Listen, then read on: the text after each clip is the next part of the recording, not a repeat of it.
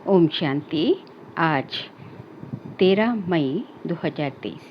आज की श्रेवाणी की मुख्य पंक्तियां हैं। मीठे बच्चे, लक्ष्य सोप से आत्मा रूपी मैले कपड़े को साफ करो। लक्ष्य सोप से आत्मा रूपी मैले कपड़े को साफ करो। पवित्रता के मैनर्स धारण करो और दूसरों को कराओ। प्रश्न है, कौन सी जादूगरी बहुत फर्स्ट क्लास जादूगरी है, कैसे? उत्तर है, ईश्वरीय जादूगरी फर्स्ट क्लास है, क्योंकि इससे नरकवासी से स्वर्गवासी बन जाते, पतित से पावन बन जाते। ये जादूगरी बाप ही सिखलाते हैं। बाबा कहते, बच्चे सिर्फ फॉलो करो तो तुम राजाओं का राजा बन जाएंगे। आत्मा को पवित्र बनाओ तो शरीर भी पवित्र मिलेगा। पुराना तन मन धन इंश्योर कर दो तो नया मिल जाएगा। ऐसा सौदा संगम पर बाप ही सिखलाते हैं। गीत है, आज अंधेरे में है इंसान। ओम शांति। बच्चों ने गीत की लाइन सुनी। एक तरफ है सारी दुनिया भक्ति मार्ग वाले, दूसरी तरफ तुम बच्चे हो ज्ञान मार्ग वाले। वह भक्ति की सीढ़ी चढ़ते रहते और तुम बच्चे ज्ञान की सीढ़ी चढ़ते हो। भक्ति की सीढ़ी उतरते हो, बच्चे जानते हैं। आधा कल्प से भक्ति की सीढ़ी चढ़नी होती है। द्वापर से तो भक्ति की सीढ़ी चढ़ी ना। जितनी भक्ति की सीढ़ी चढ़ते हैं उतना नीचे आते हैं। फिर जितना ज्ञान की सीढ़ी चढ़ेंगे उतना सद्गति को पाएंगे। भक्त भी पहले अव्यभिचारी होती है, पीछे व्यभिचारी बनते हैं। पहले एक की भक्ति होती है, शिव की भक्ति होती है, और धीरे धीरे धीरे धीरे तो पत्थर को भी जो है, सबको भूत पूजा जो है, आदमियों को मनुष्य की भी पूजा होनी शुरू हो जाती है। पीछे व्यभिचारी बनते हैं, फिर बिल्कुल ही अंधश्रद्धा में चले जाते हैं। कुछ भी नहीं समझते, गाते भी हैं हम घोर अंधियारे में हैं। सदगुरु बिगर घोर अंधियारा है। गुरु तो यहाँ बहुत है, अब सच्चा गुरु कौन है? साधु संत महात्मा भक्त आदि सब साधना करते हैं अथवा याद करते हैं, शास्त्र वेद उपनिषद पढ़ते हैं, फिर भी कहते हैं भगवान जब आएंगे तभी आकर हमारी सद्गति करेंगे। सद्गति दाता को ही पतित पावन कहा जाता है। अभी तुम बच्चे रोशनी में आए हो, पतित पावन बाप को जानते हो और उनको याद करते हो। जितना जो बच्चा बाप को याद करता है और ज्ञान धारण करता है, उतना उनका अज्ञान अंधेरा विनाश हो जाता है। रोशनी में ले जाने वाला एक ही बाप है। तब कहते हैं ज्ञान अंजन सतगुरु देना, अज्ञान अंधेर विनाश। कोई सुनवा नहीं है, ये ज्ञान की बातें हैं। ज्ञान के साथ योग भी रहता है। अब तुम बच्चों का बुद्धि योग लगा हुआ है निराकार परमपिता परमात्मा के साथ, परंतु तुम्हारे में भी नंबरवार हैं और कोई मनुष्य मात्र का सर्वशक्तिवान परमपिता परमात्मा के साथ योग है नहीं। तुमको भी बाप से मुक्ति और जीवन मुक्ति धाम से योग लगाना पड़ता है। मुक्ति जीवन मुक्ति के लिए भी देवी मैनर्स चाहिए। इस समय सबके मैनर्स आसुरी हैं। परमपिता परमात्मा के गुण गाए जाते हैं। मनुष्य सृष्टि का बीज रूप है, सत्य है, चैतन्य है, आनंद का सागर है, ज्ञान का सागर है, पवित्रता का सागर है, फॉरएवर है। उनका ये पद अविनाशी है, सदा के लिए है, और कोई मनुष्य का अविनाशी पद हो नहीं सकता। वह अभी तुम ज्ञान के सागर पवित्रता के सागर बनते हो, परंतु लिमिटेड बनते हो। बाप कहते हैं मैं अनलिमिटेड हूँ, मैं बेहद का हूँ।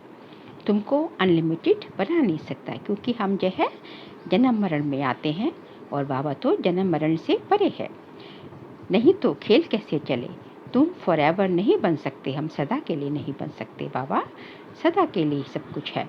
21 जन्म के लिए तुम बनते हो, 21 पीढ़ी गाए हुए हैं। तुम फॉरएवर बनो, ये कायदा नहीं है। मैं हूँ ही एवर प्योर, रहता ही हूँ परम धाम में। मेरे पास ज्ञान पवित्रता आदि है ही है। तुम भूल जाते हो, तो इस समय बाप आकर बच्चों को घोर अंधियारे से निकाल ज्ञान और योग से पवित्र बनाते हैं। और कोई ऐसे कह न सके कि मैं परम धाम से आया हूँ। मुझ बाप को याद करो। भल सन्यासी अपने को परम पिता भी, भल सन्यासी अपने को परमात्मा भी कहलाते, परंतु ऐसे नहीं कह सकते कि मैं परम धाम से आया हूँ। अब मुझे याद करो।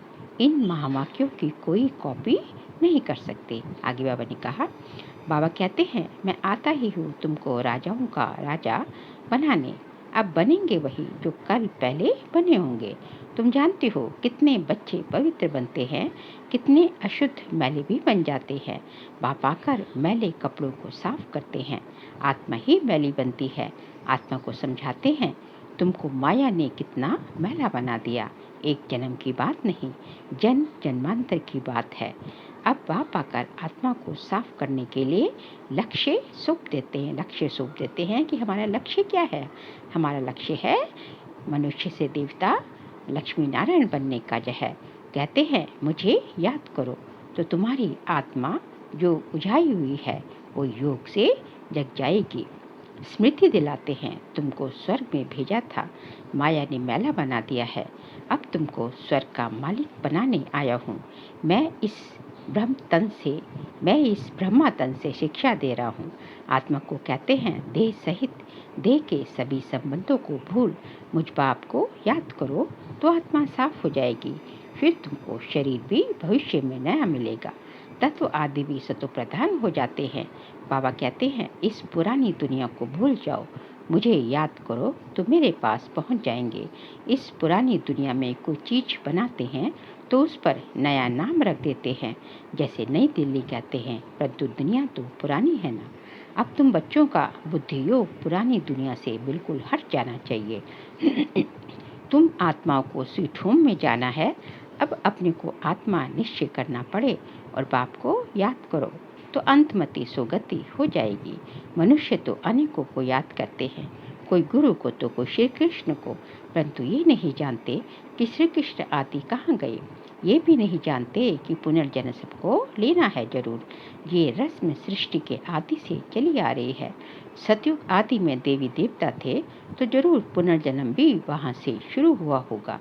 पहले है श्री कृष्ण फर्स्ट पावन मनुष्य, उनकी महिमा ज़्यादा है। लक्ष्मी नारायण की इतनी नहीं है, क्योंकि बच्चे पवित्र सतो प्रधान होते हैं, परंतु ये नहीं जानते कि श्री कृष्ण पुरी कहाँ है। वैकुंठ कहते हैं, परंतु सतयुग का किसको पता ही नहीं है। श्री कृष्ण को द्वापर में ले गए हैं, वह नाम रूप दूसरे जन्म में हो नहीं सकता। श्री कृष्ण तो सतयुग में था। तुम जानते हो ये जगत अम्बा जगत पिता जाकर लक्ष्मी नारायण बनते हैं। सतयुग को कृष्णपुरी कहा जाता है, अब है कंसपुरी। यह आसुरी नाम है, वहाँ है देवी संप्रदाय, यहाँ है आसुरी संप्रदाय। ये नाम सिर्फ गीता में है और कोई शास्त्र में हो न सके। बाप बैठ संगम पर समझाते हैं, तो बाप है रचयिता। उनको कहा जाता है मनुष्य सृष्टि का बीज रूप। तुम गाते भी हो, बाबा आप पतित पावन हो, इस पतित दुनिया को आकर पावन बनाओ। पावन सृष्टि को रचकर पतित दुनिया का विनाश कराओ। बरोबर ब्रह्मा द्वारा पावन सृष्टि रचते हैं, फिर शंकर द्वारा पतित सृष्टि का विनाश होता है। ये बातें और कोई नहीं जानते। अब तुम बच्चे बाप के साथ योग लगाते हो। तुम देखते हो मैले कपड़ों को सटका लगाते हैं तो कोई फट भी पड़ते हैं। इतने तो अजामिल जैसे पापी हैं जो बिल्कुल साफ ही नहीं होते। बाबा कितना अच्छी रीति समझाते हैं, बच्चे मोस्ट बिलवेड बाप और मोस्ट बिलवेड सुख धाम को याद करो। ये है अति दुख धाम। सभी त्राही त्राही करते हैं, एक दो को मारते हैं, फिर कहते हैं भगवान रक्षा करो। बाप तो है लिबरेटर। तुम जाते हो बाबा आया है इन पर्टिकुलर हम बच्चे के लिए और सभी को इन जनरल शांति धाम में ले जाते हैं। तुम बच्चों में भी नंबरवार हैं जिनको ये नशा है। ये पढ़ाई भी कम नहीं है, पढ़ाते भी देखो है किसको। अजामिल जैसे पाप आत्माओं को स्वर्ग का मालिक बनाते हैं। बच्चों को बार बार समझाते हैं कि तुमको देवी गुण धारण करना है। एम ऑब्जेक्ट तो बुद्धि में है, एम ऑब्जेक्ट देवता बनना हमारी बुद्धि में है। ये पवित्रता के मैनर्स और कोई नहीं सुनाते हैं। सन्यासी तो घर बार छुड़ाते हैं।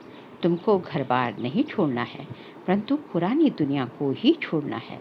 वह है हद का सन्यास और ये है बेहद का सन्यास।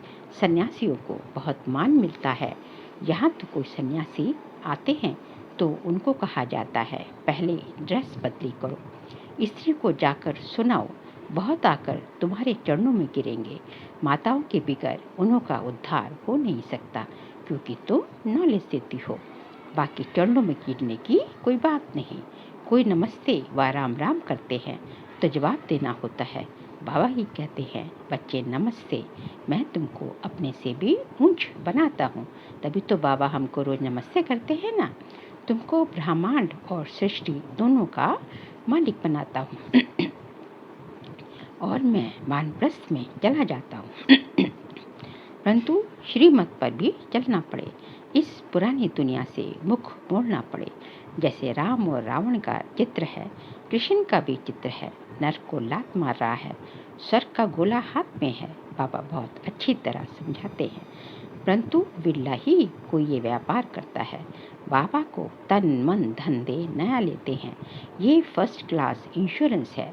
बाप कहते हैं, तुम आत्मा को पवित्र बनाएंगे तो शरीर भी पवित्र मिलेगा, फिर स्वर्ग में राजाई करेंगे। इसलिए इसको सौदागर और जादूगर भी कहते हैं। पतित को पावन बनाना ये ईश्वरीय जादूगरी है। बाबा कहते हैं, नरकवासियों को स्वर्गवासी बनाओ। कैसे? फर्स्ट क्लास जादूगरी है, प्राप्ति बहुत है। बाप कहते हैं, राजाओं का राजा बनो, फॉलो फादर करो। ये बाप ब्रह्मा बाबा अदर कुमार है, मम्मा कुंवारी कन्या है, तो फॉलो करना पड़े। तुम कहेंगे हम भाई बहन बाप से वर्षा लेते हैं। वैसे लौकिक में बहन को वर्षा नहीं मिलता, किसकी? बाप की प्रॉपर्टी का भाई को मिलता है। यहाँ तुम सबको मिलता है, क्योंकि तुम सब आत्माएं हो। बाबा कहते हैं, तुम सबको मेरे पास आना है, फिर तो ये भाई बहन का नाता टूट जाता है।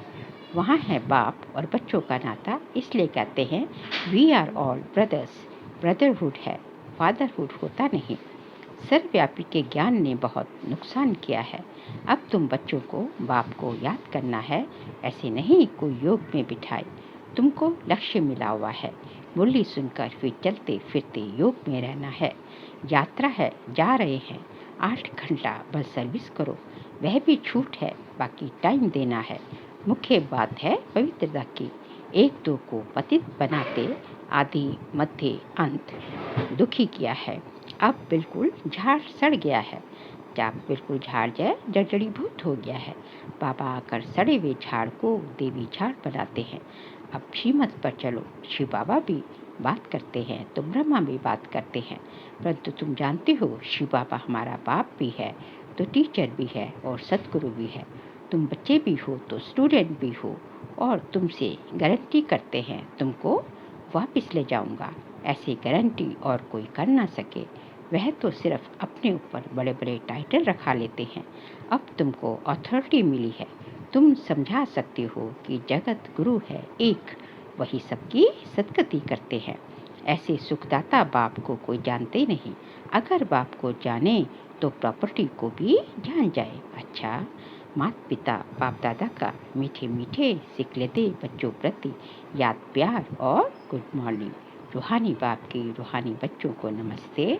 हम रूहानी बच्चों की रूहानी बाप दादा को नमस्ते नमस्ते नमस्ते। सार के लिए पॉइंट्स हैं। अंतमति सोगति के लिए पुरानी दुनिया से दिल हटाकर अपना मुख मोड़ लेना है। अपने स्वीट होम को याद करना है। सौदागर बाप से सच्चा सौदा करना है। तन मन धन सब इंश्योर कर फॉलो फादर करना है। आज का बाबा का वरदान है, हद की दीवारों को पार कर मंजिल के समीप पहुंचने वाले उपराम भव। हद की दीवारों को पार कर मंजिल के समीप पहुंचने वाले उपराम भव।